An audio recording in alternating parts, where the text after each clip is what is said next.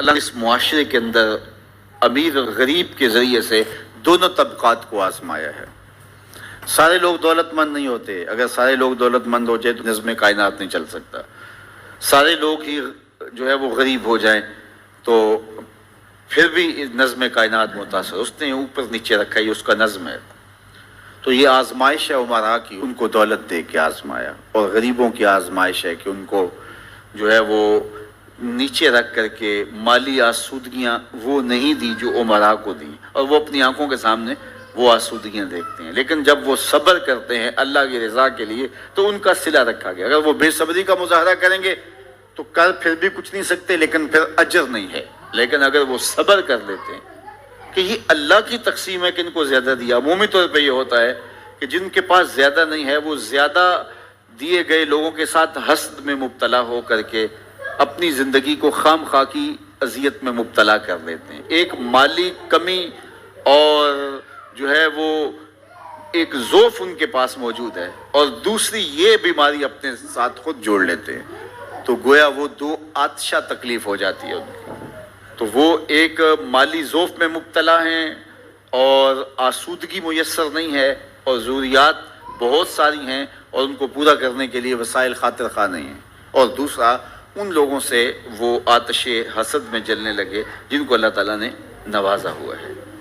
تو وہ اجر سے بھی محروم ہو گئے اور دوہری مصیبت میں مبتلا ہو گئے۔ لیکن اگر وہ سمجھتے ہیں ان کا مقسوم ان کے ساتھ اور میرا مقسوم میرے ساتھ، تو اللہ نے جو مجھے دیا ہے میں پہلے تو کوشش کروں کہ اپنے معاملات کو اس میں بہتر کرنے کی کوشش کروں۔ جب ہم دائیں بائیں سے دیکھ کے اپنے گھر کا بجٹ بناتے ہیں اور دائیں بائیں دیکھ کر کے جو ہے وہ اپنے امور زندگی کو طے کرتے ہیں تو پھر ہم مشکل میں مبتلا ہو جاتے ہیں، اور یہ کرنے والا کوئی شخص بھی چاہے وہ کروڑ پتی ہو وہ سوکھا نہیں رہ سکتا، کیونکہ وہ اپنے آگے لوگوں کو دیکھے گا۔ 5 مرلے کا ایک مکان ہے کسی شخص کا اور وہ اس کو آسودہ سمجھتا ہے، لیکن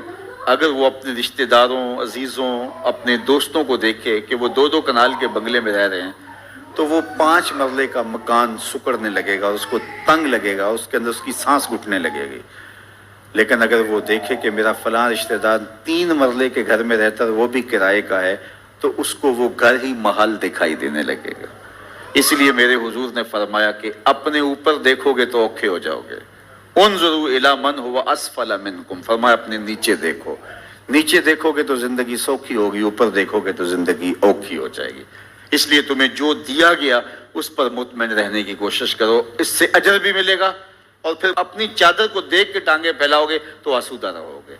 اللہ اکبر۔ سنو سیدنا علی المرتضیٰ رضی اللہ تعالیٰ عنہ حضور کا ایک فرمان ذکر کرتے ہیں کہ آقا کریم نے فرمایا جو اللہ کے دیے گئے تھوڑے رزق پہ راضی ہو گیا، اللہ قیامت کے دن اس کے تھوڑے عملوں پہ راضی ہو جائے گا۔ کتنا اچھا سودا ہے، جو اللہ کے دیے گئے تھوڑے رزق پہ راضی ہو گیا، اللہ اس کے تھوڑے عملوں پہ راضی ہو جائے گا۔ میرے بندے تو بندہ ہو کے راضی ہے، تجھے ضرورت تھی پھر بھی راضی ہے، تیرے بچوں کو دوا چاہیے تھی، تجھے اچھا گھر چاہیے تھا، سر ڈھانپنے کے لیے چھت چاہیے تھا، تو پھر بھی راضی ہے، کوئی بات نہیں، اللہ نے مجھے جس حال میں رکھا میں واہ خوش ہوں اس حال میں، تو بندہ ہو کے راضی ہے، تجھے ضرورت تھی پھر بھی راضی ہے، میں تو رب ہوں اور مجھے ضرورت بھی نہیں ہے تو میں بھی تیرے اوپر راضی ہوں۔ تو اللہ پر راضی ہونے کا جو فن سیکھ جاتے ہیں وہ زندگی گزارنے کا فن سیکھ جاتے ہیں۔ تو خواہ اپنے آپ کو مشقت میں ڈالنے کے بجائے جو میسر ہو اس میسر پر اللہ تعالیٰ کا شکر ادا کرنے کی عادت ڈالنی چاہیے، ورنہ اس سے بھی زیادہ تکلیف آ سکتی ہے، تو پھر یہ ماحول اور یہ حیثیت انسان کو جنت لگے گی۔